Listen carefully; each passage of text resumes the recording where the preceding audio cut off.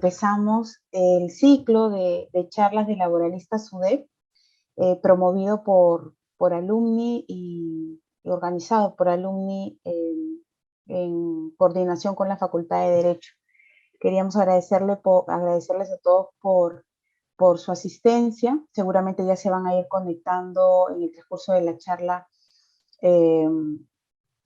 más personas inscritas. Hemos tenido muy buena aceptación, más de 200 inscritos, así es que seguramente en el transcurso de estos minutos se irán uniendo. Bueno, queríamos también en esta primera sesión presentarles un poco al grupo de laboralistas SUDEP.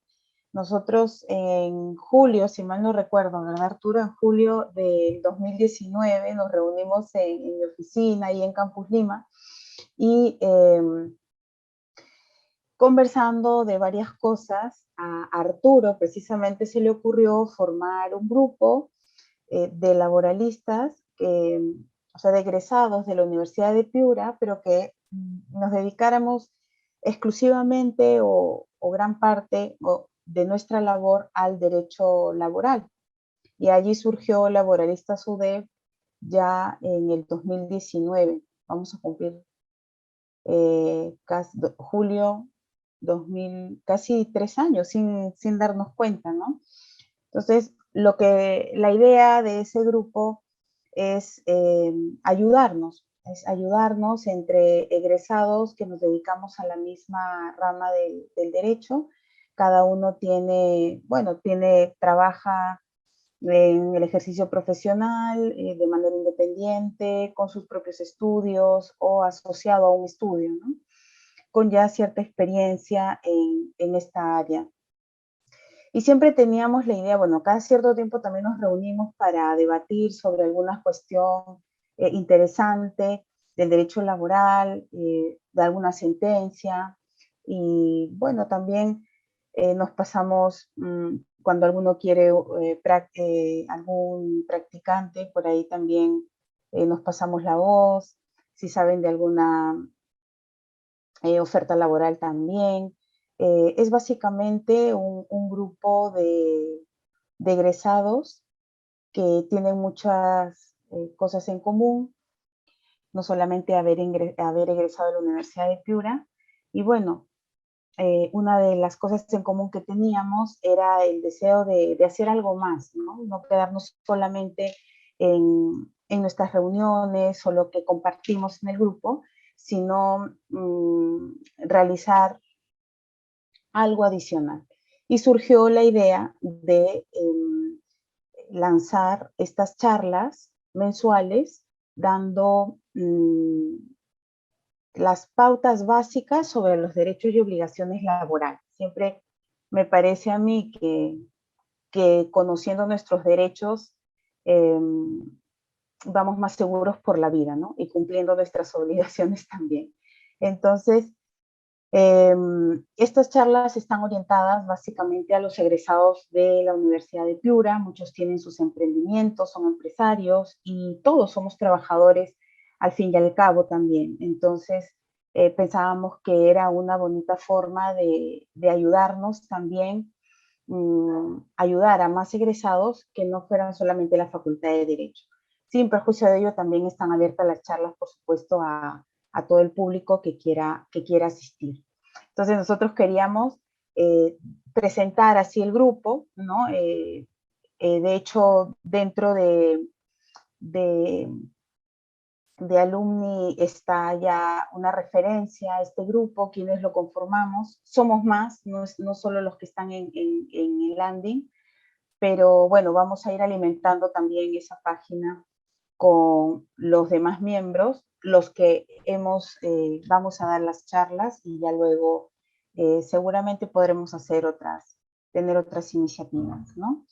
Bueno, dicho esto, aquí está el doctor Arturo Treyes, que nos va a hablar sobre las faltas y sanciones laborales. A veces no sabemos muy bien qué hacer en cada caso, en nuestra posición de trabajador, en nuestra posición de empresario, de empleador. Entonces él nos va a explicar de manera sencilla este tema y luego tenemos un espacio de 10 a 15 minutos para que ustedes formulen alguna pregunta de algo que les haya pasado alguna vez o alguna duda que siempre han tenido y que no han podido resolver.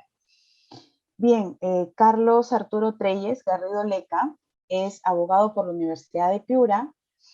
Ha realizado una maestría en Derecho con especialización en litigación oral en California Western School of Law, San Diego. Perdón, estoy un poco nerviosa también. Especialista en temas de conciliación, derecho laboral y litigación oral.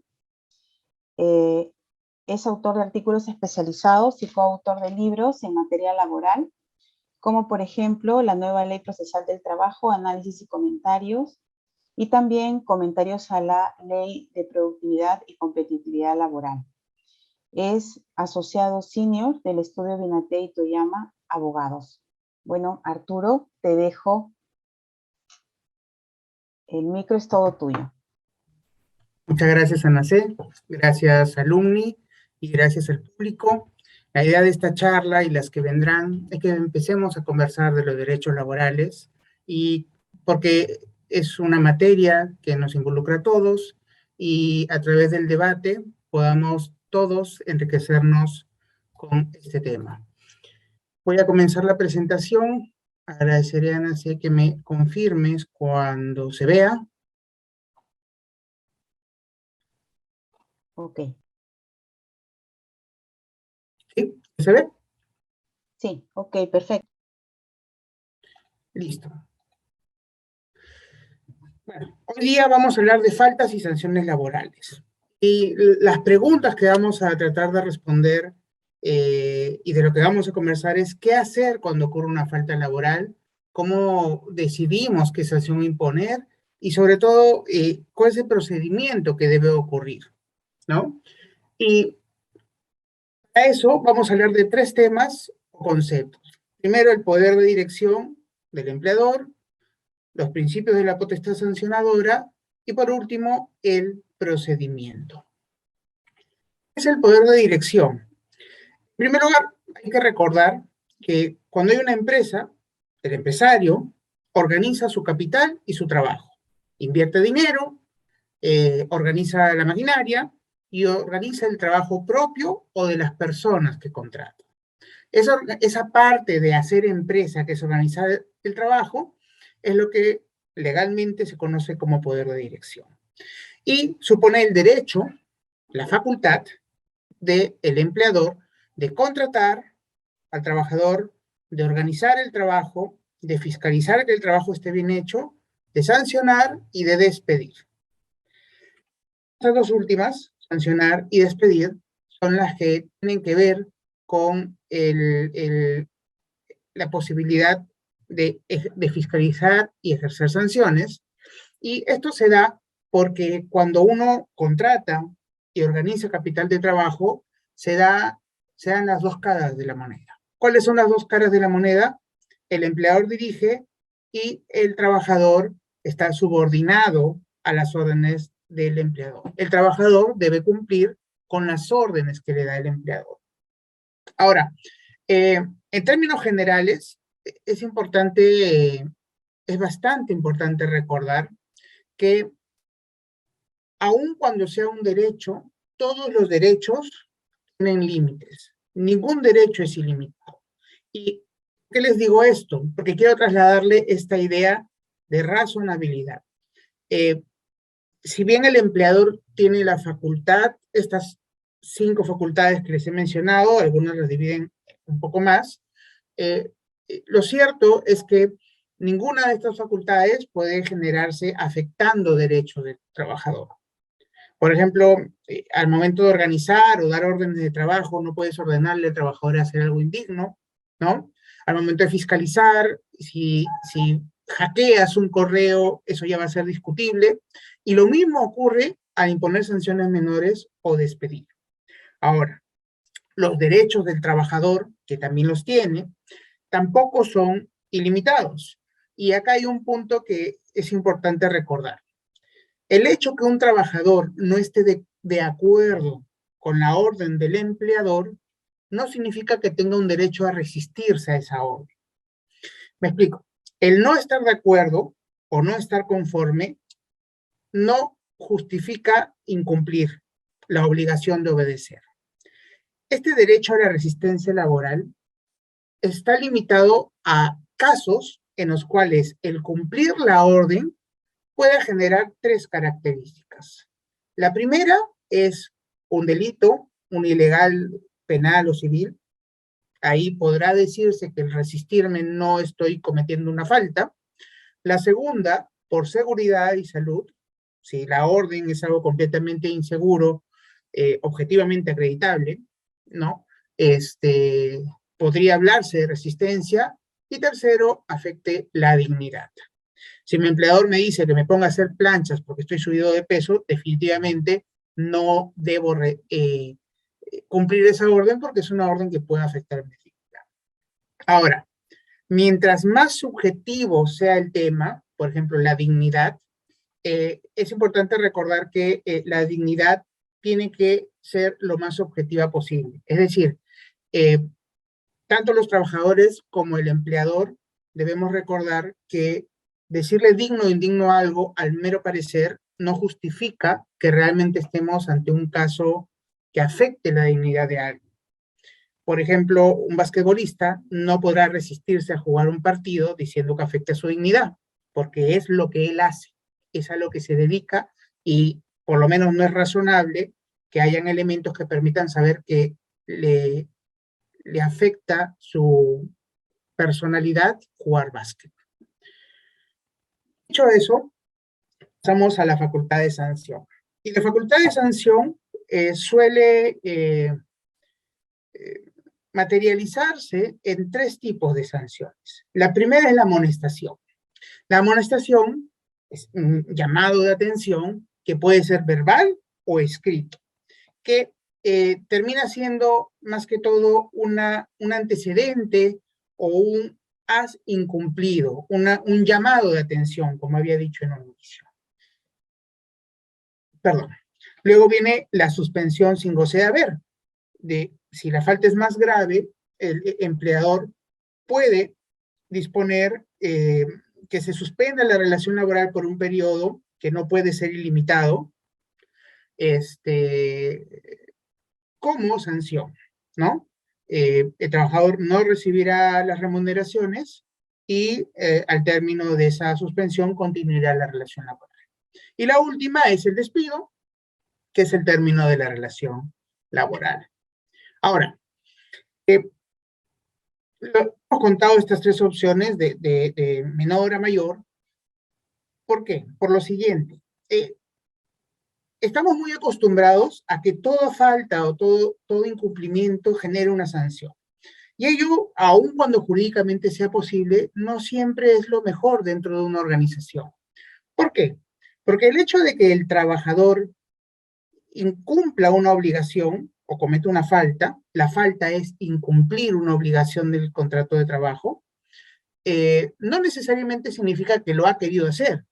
Puede ser la oportunidad, y esto es el enfoque, seamos razonables y aprovechemos los problemas para ver las soluciones, de verificar probablemente un error organizativo o un error en la comunicación.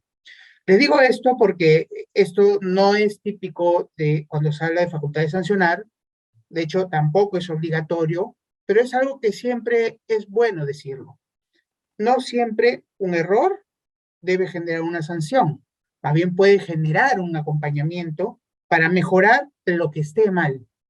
Los trabajadores pueden tener problemas personales, pueden tener muchas cosas, y quienes dirigen grupos humanos, siempre es bueno por lo menos analizar si este es un caso que justifica un acompañamiento o un aprendizaje mutuo.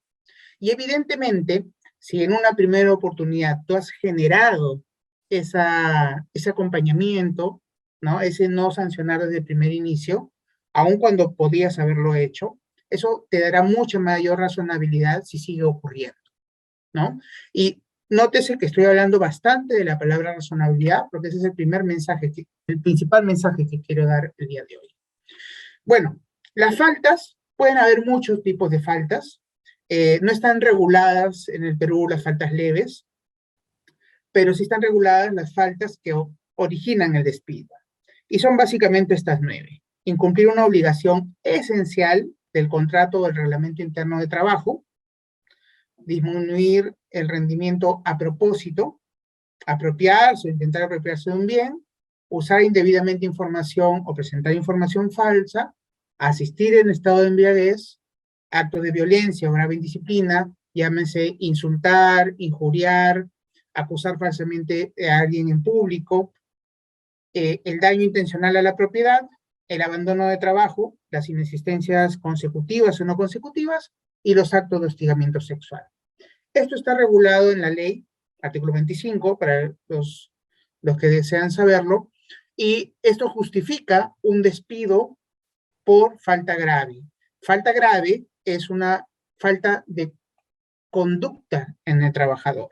También puede haber despido por rendimiento deficiente, que es cuando el trabajador no es que incumple una obligación, sino que poco a poco está bajando su rendimiento.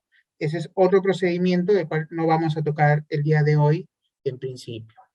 Pero falta grave, incumplimiento. Ahora, estas faltas nos ayudan también para analizar las faltas que no son tan graves. Porque, por ejemplo, el abandono de trabajo requiere 3 días consecutivos. El primer y segundo día, si hay dos, más de 3 días consecutivos. Si hay dos, no generará el despido, pero podrá generar una sanción como amonestación verbal o escrita, o una suspensión, por ejemplo, si hay reiterancia. Varias de estas faltas graves requieren reiterancia, ¿no? De tal forma que si es la primera vez, no necesariamente se justificará el despido. Esto es lo más, los principios, que es algo súper importante. Y esta imagen no es ociosa. Estamos acostumbrados a que todo tiene que ser blanco o negro. Pero esta imagen del yin yang, dentro del negro hay un poco de blanco y al revés. Y es que la vida y los hechos, cuando analizamos lo que está bien o mal hacer, no siempre es a rajatabla, ok, robaste, despido.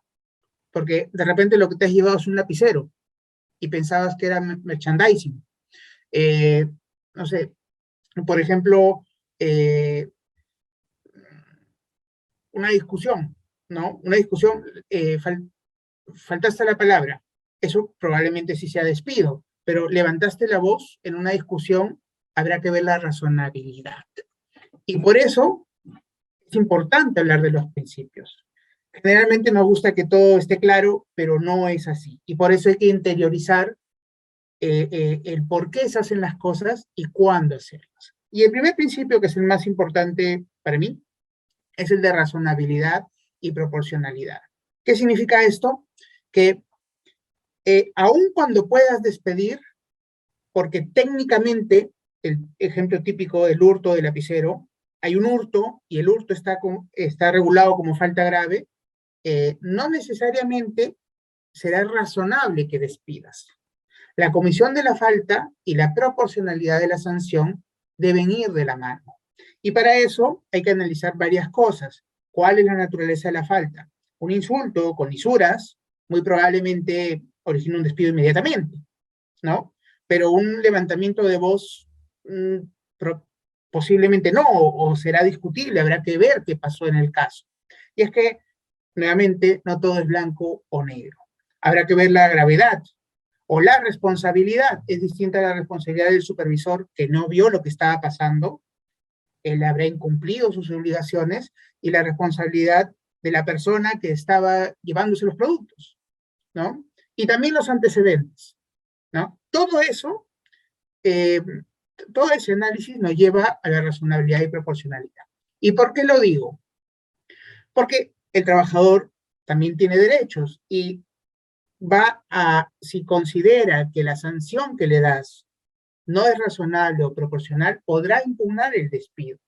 Y dentro de lo óptimo es que cuando uno decida la máxima sanción es porque ha ocurrido una falta realmente grave y tú seas capaz de sustentarlo. El segundo principio es el de tipicidad. El trabajador debe saber que hay una obligación que está incumpliendo. Ahora, es imposible regular todo. Lo cierto es que es imposible regular todo.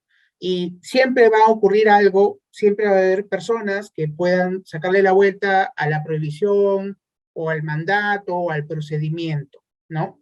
Por eso es importante que cuando regulemos en nuestros reglamentos internos de trabajo, que pueden regular faltas, dejemos claros los principios, porque el mundo cambia y no vamos a estar regulando cada cosa que podría ocurrir que sea un acto de mala fe de un trabajador. Entonces, las faltas generales o la conducta general que constituye la sanción, eso es lo importante de regular y para eso se requiere un adecuado análisis de un reglamento interno. El tercer principio es el 2 por 1. No te puedo sancionar 2 veces por lo mismo. Si el supervisor le llama la atención al trabajador y luego le cae una carta de amonestación, el trabajador podría decir, ya me habían sancionado, me está sancionando 2 veces, la segunda sanción no va. ¿Ok? Y esto es importante porque muchas veces cuando se verifica alguna falta, ¿no? Los mandos medios tienden a atribuirse bastante autoridad, pero es importante también una capacitación en que la decisión de la sanción que corresponda debe venir previo análisis, ¿no? El tercero es la inmediatez. Si ya conoces la falta y pasa mucho tiempo y no sancionas, se puede entender que has perdonado la falta. Y acá hay un tema. Uno no siempre sabe que pasó algo, ¿no? Hay cosas o problemas de la empresa que ocurren luego en una auditoría. Este principio de inmediatez se analiza al día de hoy. Hay propuestas de que haya plazos específicos, pero se analiza caso a caso.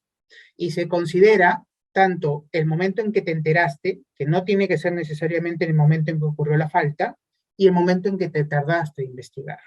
Acá, nuevamente, hay que ser razonables, ¿no? Una falta de un puñete probablemente no necesite 2 meses de investigación, pero una auditoría interna contable posiblemente sí. Acá lo importante es demostrar que hemos sido razonables en lo que nos hemos tardado. Y el tercer principio o criterio, ese más que un principio me parece que es un criterio, es misma falta, misma sanción. A veces la falta la comete un grupo de trabajadores. El empleador tiene el derecho de decidir no sancionar igual a todos, pero dentro de ello hay que hablar de razonabilidad. Lo óptimo es que puedas definir diferencias objetivas. Por ejemplo, él fue el supervisor y su única falta fue no darse cuenta, que debía hacerlo, pero el actor fue el otro.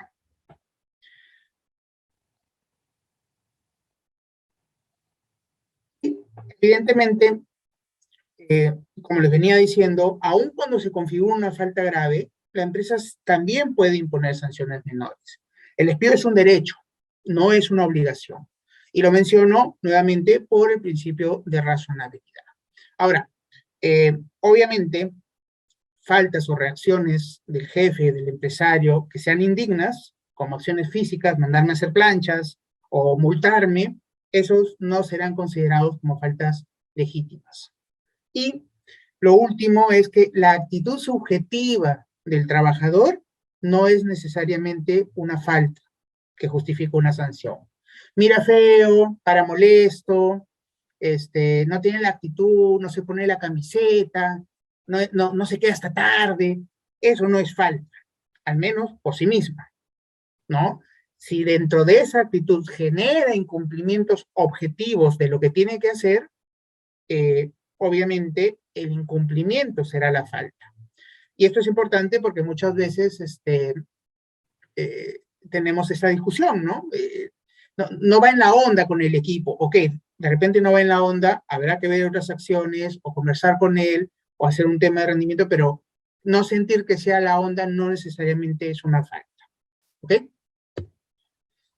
Finalmente, el procedimiento. He dividido el procedimiento en 4 puntos, tú te enteras del hecho, ¿qué haces? Lo primero es investigar el hecho. Y acá lo que quiero recordar es que hay que probar las cosas. Hay que demostrar los hechos que estamos imputando. Si alguien le tiró un puñete a la otra persona, necesitamos una declaración. Tal vez no necesariamente un video, no se graba toda la vida, pero una declaración, eh, o varias declaraciones, ¿no? Debe haber un proceso de investigación que genere pruebas. ¿Por qué? Porque el trabajador tiene derecho a que le acrediten lo que ha hecho, ¿ya? Probar no es opinar, no es decir, ha pasado esto, yo pienso que has sido tú. No, tengo que hacer el nexo que atribuya a la persona como autor del hecho o responsable del mismo. Nuevamente el caso del supervisor. El supervisor no se habrá robado, pero sí será responsable de no darse cuenta que su gente estaba robando. Luego de eso viene el análisis jurídico. El análisis jurídico supone definir si esto es o no grave para lo que sigue. Si es grave, si consideras que es algo que genera gravedad, el procedimiento legal es darle 6 días al trabajador. La ley dice naturales, pero siempre, y hay jurisprudencia que establece que si no había nadie en atención, no tenía que responder, podía ser al lunes siguiente, si el último día cae domingo, y sobre todo que, por ejemplo, Arturo Treyes se accidenta, está en la clínica. Esos días, aun cuando digan naturales, nuevamente, razonabilidad. La empresa tendrá que decidir si le extiende el plazo a que se recupere, ¿no? Ahora, ¿estar de vacaciones puede extender los días naturales? Yo considero que no. Nuevamente, no todo es blanco-negro, pero es parte de lo que tenemos que tener conocimiento. Tú decías que es una falta leve, legalmente podrías imponer la sanción directamente, porque el trabajador siempre puede impugnar la sanción que tú le impongas judicialmente o pedirte que la reconsideres. Pero hay jurisprudencia reciente que en aplicación del derecho a la defensa están exigiendo los mismos 6 días naturales que procedimiento de despido o de imputación de faltas graves. Lo cierto es que lo más recomendable es siempre ser un poquito más razonable que la norma, aun cuando nos ha exigido. Esta jurisprudencia no es vinculante, pero lo cierto es que si tú de repente no los 6 días, pero mientras más te acerques a garantizarle que se pronuncie y se defienda, menos podrán decirte que no, que has afectado sus derechos en el proceso de sanción. ¿Ok? Y finalmente la decisión. La decisión de despido, legalmente, es cuando has determinado que se ha incumplido una obligación esencial que haga irreconciliable la relación laboral por quebrantamiento de la buena fe laboral. Es decir, es algo que realmente justifica que ya no cuentes con esta persona.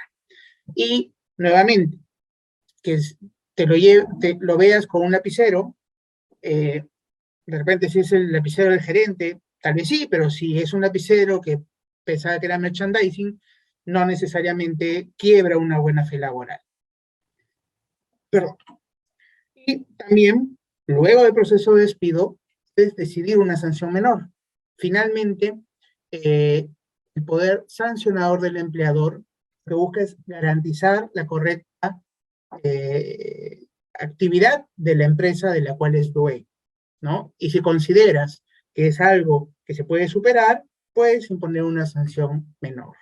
Obviamente una sanción leve, una falta leve, la sanción típica es una llamada de atención escrita, una licencia sin goce de haberes, los días dependiendo de la gravedad, y evidentemente días fijos, ¿no? No en un plazo exagerado porque podrán discutirte la razonabilidad. Con eso termino indicando lo siguiente: la ley, las faltas, los derechos, todo eso, lo más recomendable es leerlo con la razonabilidad del caso concreto. Muchas gracias y quedo atento a las preguntas que pudieran tener. Muchas gracias, Arturo, por tu exposición tan clara y tan amena también. Bueno, tenemos algunas preguntas, algunas las han escrito directamente en el box de preguntas y respuestas.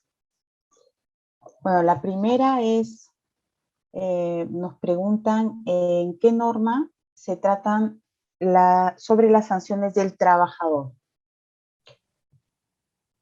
Sí, la norma es la Ley de Productividad y Competitividad Laboral. Es junto con el reglamento de la Ley de Fomento al Empleo, ¿no? Específicamente es el artículo 25, basta con googlearlo, ¿no? Y con ello, ahí están reguladas las faltas graves del trabajador. Sí, Sí, como tú comentas. solo para mencionar, el nombre específico es Decreto Supremo 00397-TR y Decreto Supremo 00196-TR. Sí, bueno, ya nosotros los laboralistas nos lo sabemos de memoria, bueno, algunas normas más que otras. También ya para el sector público, en el capítulo relacionado al régimen disciplinario en la ley del servicio civil, también están previstas las sanciones y el procedimiento que se aplica también a todos los regímenes, ¿no? Que son trabajadores del sector público. A ver, aquí tengo más preguntas. Dice, me han suspendido en el trabajo, pero sin goce de haber por 15 días. Y quiere saber si le va a afectar en su gratificación de julio esa sanción, porque le han descontado los 15 días. Sí, si no me equivoco, la suspensión perfecta de contrato de trabajo influye en la contabilización de periodo para efecto de la gratificación. Dice aquí, también preguntan, la sanción por falta grave, ¿cuántos días máximo se suspende a un trabajador? Ok, esa pregunta me parece importante, gracias. En general, más de 30 días ya pareciera algo que sea irrazonable. Lo importante es que tenga condescendencia con la falta grave. Ojo, el hecho que no despidas al trabajador no significa que el trabajador no pueda estar en desacuerdo con la sanción, o sea, con la misma imputación de las faltas o con la sanción, ¿no? Pero no hay un tope legal, por eso es que hemos incidido tanto en la razonabilidad, ¿no? Pero, digamos, ya 15 días es una sanción grave, ¿no? Yo no he visto más de 30, y en casos bastante graves que podrían haber sido despedidos, pero se decidió al final que no. Ya. Claro, cuando es una falta grave, como nos ha explicado el doctor Treyes, la empresa tiene la facultad de despedir, pero podría optar por una suspensión, ¿no? Y ahí es donde, claro, como es una falta grave, igual hay que aplicar la razonabilidad, es lo que nos dice. Aquí también es una pregunta de opinión, porque eh, quieren saber qué opinas sobre la regulación de las amonestaciones y otras sanciones en la ley laboral. ¿Crees que debería estar allí? Yo soy un ferviente enemigo de la sobreregulación. Yo lo acuso a mi educación UDEP, pero me gusta bastante hablar de principios, ¿no? Porque la realidad cambia, la vida cambia, pero los principios cambian mucho más difícil. Es mucho más difícil que cambien. Entonces, la ley no tiene que, para empezar, la ley no regula todas las faltas y la misma ley te cita al reglamento, que es la norma interna del empleador que puede regular faltas más específicas relacionadas con la actividad, ¿no? Una naviera, una mina, que podría decir falta grave no sacar el mechón de la dinamita antes de salir de la mina. Y los motivos tendrá, pero la sobreregulación, para empezar, no ayuda porque siempre puede ocurrir algo distinto a lo que se te ocurrió en abstracto y generalmente deja de lado regular correctamente los principios que son los que te van a permitir actuar cuando ocurra algo nuevo. Perfecto, muchas gracias. Entonces, la recomendación es plasmarlo en el reglamento interno.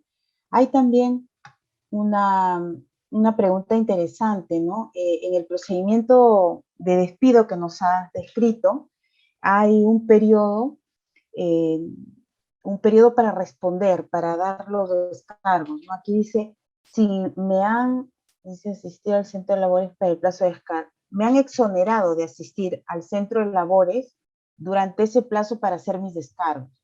Sin embargo, antes de este plazo, si quiere entrar a la empresa y le impiden ingresar, ¿eso sería un despido? ¿Qué tendría que hacer el empleador? Esa es la pregunta.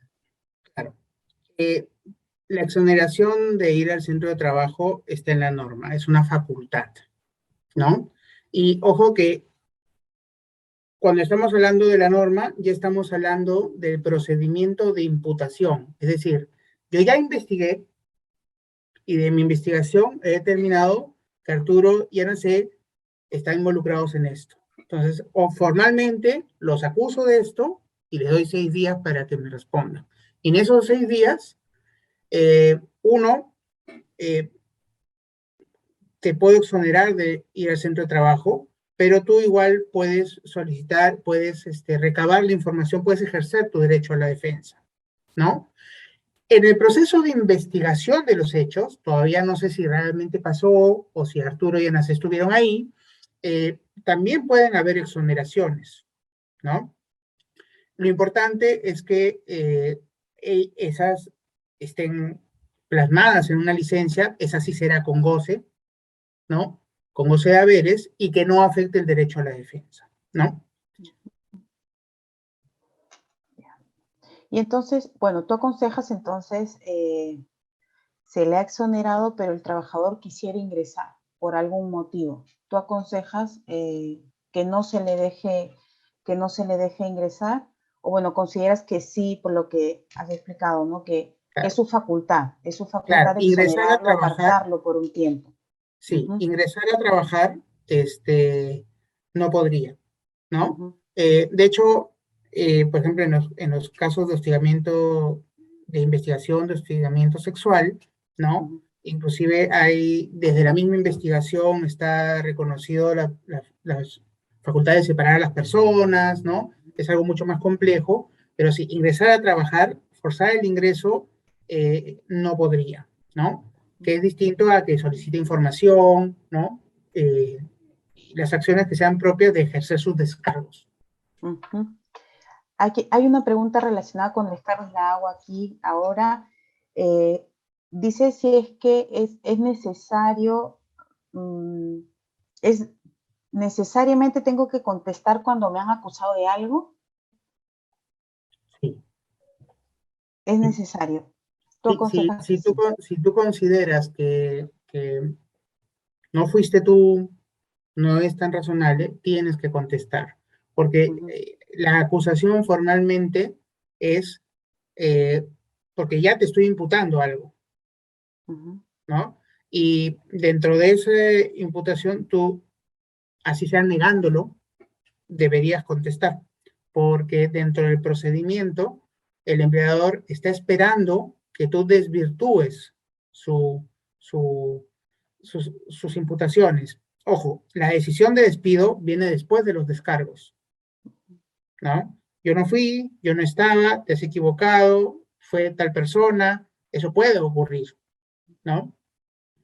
Eh, entonces, sí, si consideras que no ha sido, deberías presentar tus descargos.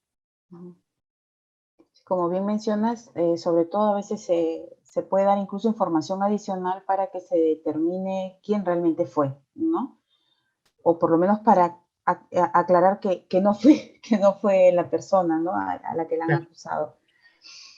Otra pregunta, déjame ordenar un poquito. También pregunta que si pueden, me pueden sancionar cuando no se ha llegado a realizar los requerimientos, las tareas, supongo, asignadas, cuando la carga laboral es bastante distinta entre todos. Si hay algo que no se ha hecho y se debía hacer y se venció el plazo, hay un incumplimiento. Sea el responsable, de repente el responsable no sea el que tenía que hacerlo, sino el supervisor con una sobrecarga de trabajo, ¿no? El exceso de trabajo definitivamente es algo que se tiene que manejar en el equipo de trabajo, ¿no? Pero ahí lo importante es dejar claro el por qué, ¿no? Si sea antes o después. Ahora, cosa muy distinta es que todo el equipo vaya bien a un ritmo y uno vaya atrás, porque eso ya es un rendimiento deficiente. Y hay dos tipos de rendimiento deficientes.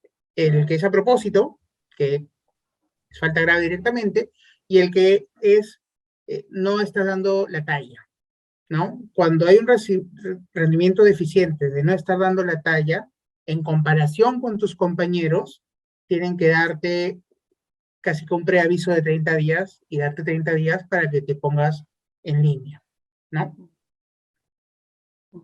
Perfecto. Gracias. Mira, que justo hablando de sobrecarga de trabajo, hay preguntas que se están conectando. Bueno, felicitan por la iniciativa, muy buena ponencia, agradecen. Cuentan también que en un colegio el director ha ordenado a los docentes atender a los padres de familia hasta las 7 de la noche, o sea, fuera de la jornada, dice, ¿no? Y sin darles celulares. Y también les ha indicado a través de una comunicación interna que deben atenderlos personalmente fuera de su horario de trabajo, ¿no? ¿Los profesores deben obedecer o qué tendrían que hacer? Eh, los límites del horario de trabajo tienen que ver con la obligación del trabajador de ejercer sus funciones, ¿no?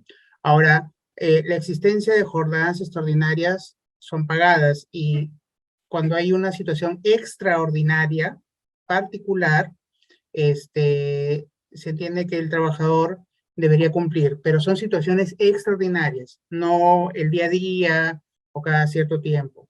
En realidad, eh,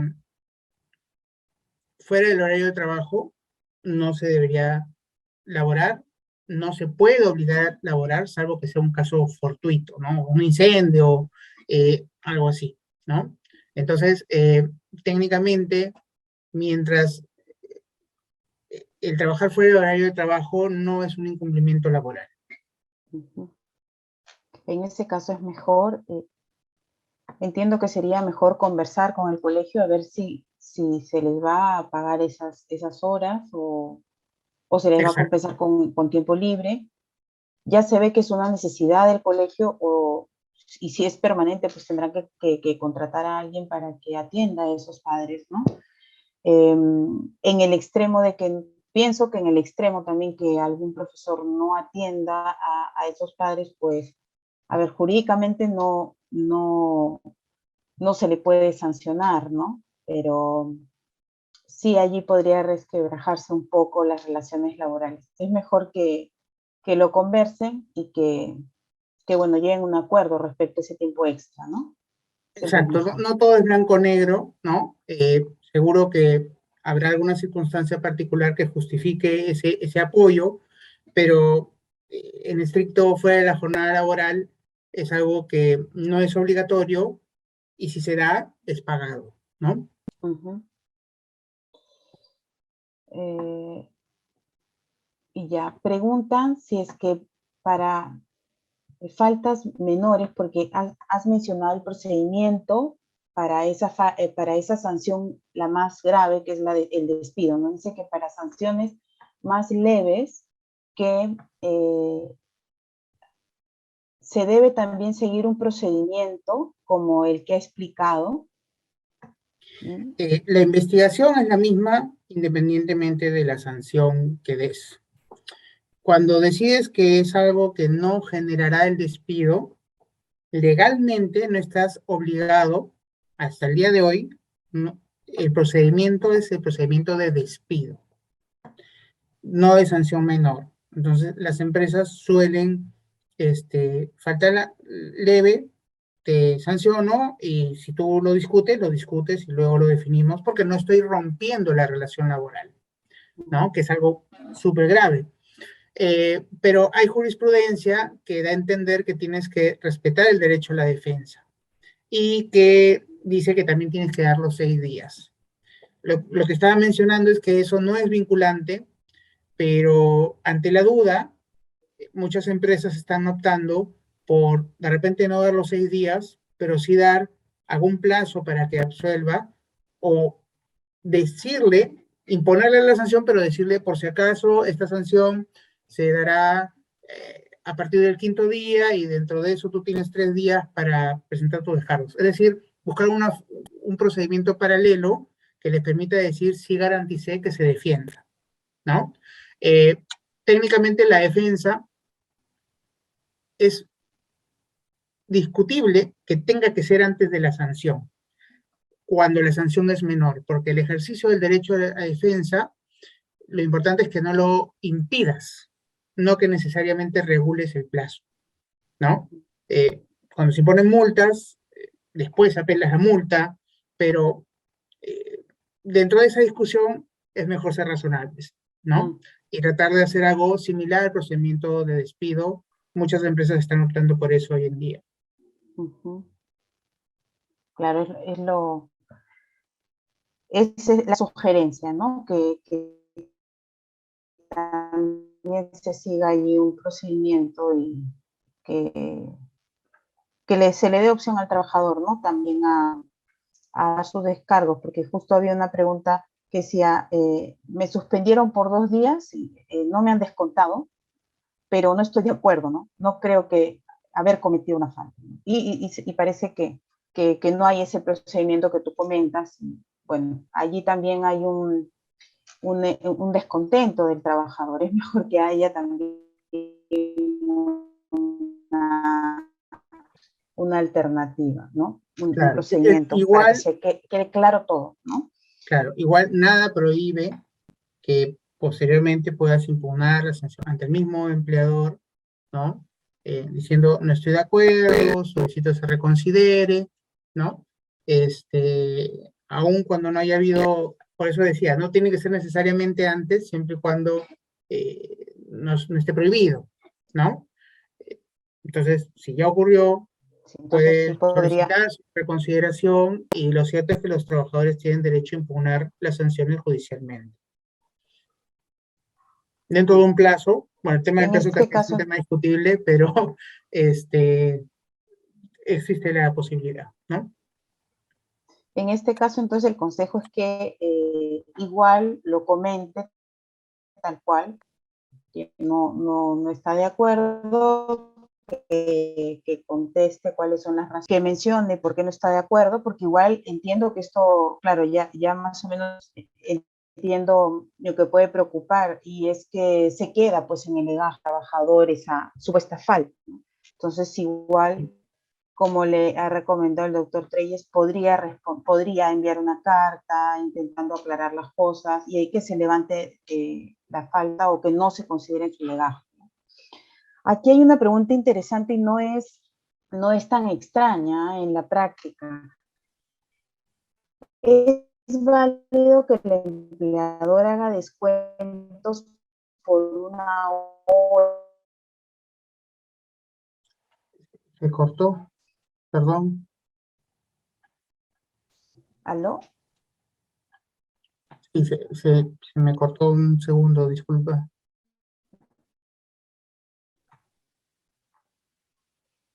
A ver, un momentito.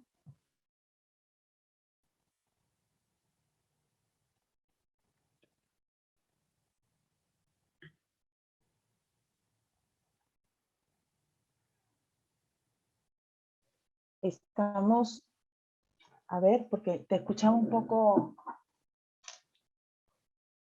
Arturo. Sí, Sí, ahora parece sí. que la conexión, ya, perfecto. Eh, Esa era la pregunta, ¿no? Si pueden sancionar descontando toda una hora cuando se ha llegado solo unos minutos tarde. No, no hay Eh, proporción. claro, en general, la tardanza, o sea, la remuneración es contraprestativa después del trabajo realizado. Si tú no realizas parte del trabajo, no es técnicamente un descuento, es que no estás generando el derecho a que te retribuyan el trabajo que no estás realizando. Los temas remunerativos siempre son bastante discutibles, pero el descuento de una hora por 15, por una tardanza, es un tema que sería debatible, ¿no? Yo sé que muchas empresas lo hacen. eh, la verdad, la realidad es que eh, hay muchas decisiones operativas que buscan no llegar a la sanción, ¿no? Entonces, o limitar la sanción, ¿no? Pero debe haber proporcionalidad, ¿no? Debe haber proporcionalidad entre la tardanza y lo que significa la consecuencia de esa tardanza. Uh -huh. Ya, muchas gracias. Bueno, ya estamos prácticamente llegando al final de la sesión. Les agradezco muchísimo las preguntas, muy interesantes. Algunas se han quedado por ahí. Yo creo que hemos contestado prácticamente todas. Y con esa tal vez podemos cerrar para dejar la pregunta, que me parece bastante interesante y que puede generar cierta duda en la práctica, ¿no? Dice, ¿puedo despedir a una trabajadora embarazada? A ver, ¿cómo era? Sí, si me ha robado, dice, ¿no? Ok. El Parece que embarazo la genera, trabajadora ha cometido esta falta grave, ¿no? Entiendo que la han podido comprobar las circunstancias especiales que esté embarazada. sí, si se ha cometido la falta grave, el embarazo genera presunciones a favor de la persona embarazada, ¿no? Pero, y muy probablemente te obligue a ti a ser mucho más fino al acreditar la falta grave. Pero una falta grave es una falta grave independientemente de quién la cometa. Uh -huh. Bueno, no me resisto a hacer esta, ya esta es la última. A ver, Arturo. Que bueno, no solamente se da en este caso, yo lo he también en algunas entidades financieras pasa una cosa parecida. A ver, si el trabajador es un chofer y se impone una multa por velocidad, ¿es legal obligar al chofer que pague la multa? Que él ¿Sí? pague la multa. Uh-huh. La multa ¿O qué opina? se le impone al chofer. Entiendo Uh -huh, que ha sido un incumplimiento de la persona que está manejando, ¿no? uh -huh. En ese sentido, no, El obligado, digamos. el obligado a pagar la multa es la persona que cometió la infracción, ¿no? Uh -huh, uh Ahora, -huh. que dentro de ello haya existido una orden, que haya cumplido el trabajador, haya generado ello, eh, probablemente estemos ante un análisis de razonabilidad, ¿no? Si el trabajador está cumpliendo una orden específica, ¿no? Pero si decidió acelerar y lo atraparon, definitivamente es parte de la responsabilidad como ciudadano, ¿no? Excede más bien a la, al ámbito laboral.